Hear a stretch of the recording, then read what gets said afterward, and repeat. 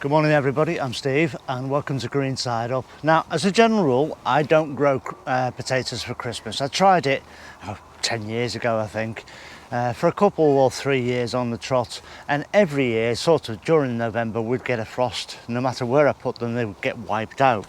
So I stopped doing it, and to be fair, I grow enough potatoes for the whole year anyway. What I've got in the ground still now, I've got Sopomonas behind me and the Kennebecks yet to be lifted. We're going to have potatoes all the way through to next year's harvest anyway. But what I've got is a trial variety. Now, I was given a bag of these to try for their eating qualities because, being an ex-chef, I was within the right networks. And I like this so much, I asked about getting hold of some potatoes for seeds, but they're a variety that's not commercially available yet. It's not even available for commercial growers to grow, so it's going to be a while. I had 4 potatoes left in a bag, not really enough for a reasonable cook up, but a couple of them have got chits on them, so I thought, well, what the heck, what I'll do is, 2 of them have got chits on, 2 haven't. I will just grow them for Christmas, so to speak, and then whatever tubers I get coming up from there, I can plant again, increase my stock and plant again next spring.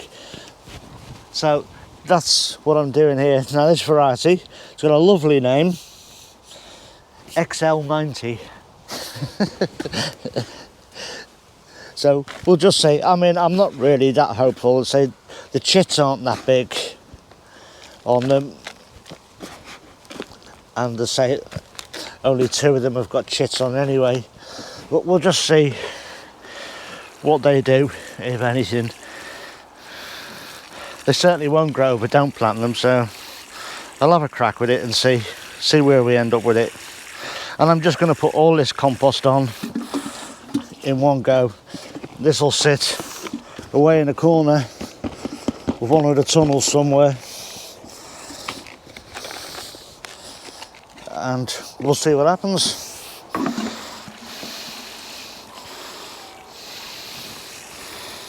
So there we go, Christmas spuds for Christmas that I'm not going to eat.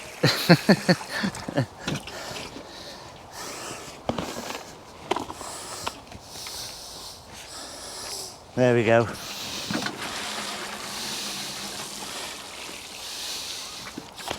So these here are my Swedes, and you can see now that the foliage and everything's looking past its best, but I have got some roots here, so I'm going to yank these up, clean them up, and then get them into storage for over the next few months leading up to Christmas, and maybe a little bit beyond, we'll see. But yeah, let's crack on and get these up.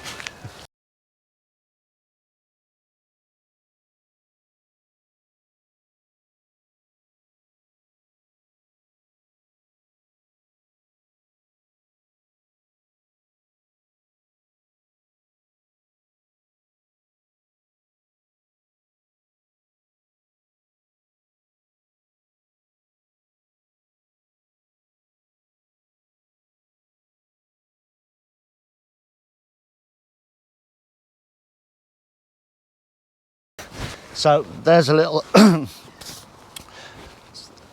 here's a little harvest which I will put away into trays of compost in the shed, just to store them upright. I'll cut these a bit better when I get home, clean them up a bit, just brush the dirt off them. But yeah, and take these tops off properly, clean them up, check them. Like this one looks like it might be bad, might have canker in, but I'll just check over them, and I'll get a tray, bit of plastic sheet in the bottom just to stop the compost falling out, and then I'll just layer them up in compost. You can also store them in damp builder sand if you want. That's another good way of doing it. The same with carrots, any of your root veg really. Yeah, so they'll last us up until Christmas. Depends how long they last before they start to rot. But you store them in some peat, some compost, some sand, just to hold and keep the moisture in there, stop them sort of dehydrating. So there we go, pleased with that. Right, I'm here at the carrot cage now, so I'm going to see if there's anything in here worth taking out now. Harvest a few for tea tonight. I'll get you in a bit closer. So these have grown on remarkably well. Oh, they're good. Grown on remarkably well and quickly, considering it was a second sowing. Oh yeah, these are all right. Quite happy with these. And these again, a bit like the Swedes I was harvesting earlier, these can be stored in a cool space in either damp builder sand or compost or peat, whatever little substrata you've got. I'm just looking, no fly damage on them, so that's excellent.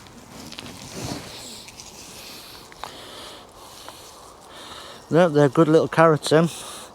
More than happy with them, so just get a couple more and that'll be tea tonight. They're a lovely eating size. Yeah, so very pleased with them. Good little bunch of carrots for tea. Magic. So in all, today has been about clearing beds up really. This is where the sweet corn was, and I've got this hot box is empty now, and just been taking all the old stems and stalks out. This wants a proper clean up here yet. The whole plot does really. This is where the Swedes were. This is where those lettuce that have gone to seed were. And now this is quite funny actually. These 3 butternut squashes in here, and you can see if I look in here, see I've got some nice big fruits in here coming along, quite a few. Don't know how many's in there because it's become such a tangled mess. I mean, here there should be a 2-foot path. You can just barely make it out. That's the pathway underneath there. I said these, you got to watch these squashes. They will eat you out of house and home, and you know I wasn't messing around. I mean, look at this one here. He's trying to get across this other bed, and if I left that long enough, this would root into this soil here. Hasn't sent down a root yet, but it will root in there if I let it. There's a fruit coming on the end there as well. So it's all guns blazing with that, and I might just let it wander across all of these beds now because there's nothing going in here, I don't think, at the moment. Got nothing planned for it anyway. Yeah, so these butter beans that John sent me, these are doing well, and that's an 8-foot structure with really strong canes, and the weight of the plants and the wind blowing it, I'm surprised it hasn't snapped yet. So I might have to put some outriggers on that to support it a bit better, like I have down here with this pea and bean structure. Just put a couple in there, and this just tightens everything up, holds it solid. These are Carlin peas that Pauline sent me, and these are doing really well. Some of these are ready for picking. I can't leave them on the plant, the birds will have them. And the beans over there, spotted my first one on there this morning, really late this year. They're the Blauhild. I've got 1 purple pod on there at the moment. So yeah, and I've cleaned that out, weeded that out as well. So it's all about cleaning and tidying at this time of the year with a bit of harvesting, which is great. Had some of this salad last night, lovely. Cabbage whites down there, getting hopeful. So yeah, very pleased. Now this is another squash plant, and I was given this, and I was told that it was an ichikikuri squash. And somebody commented after I showed this fruit here, said that's not an ichikikuri, and I have to concur, it's not. To me it looks more like a Turk's turban.